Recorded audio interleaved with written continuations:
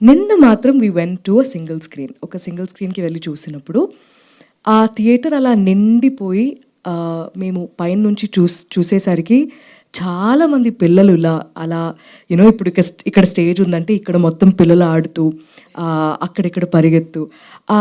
మనం ఒక నర్సరీ స్కూల్‌లో మా సినిమా ప్లే చేసినట్టు అనిపించింది.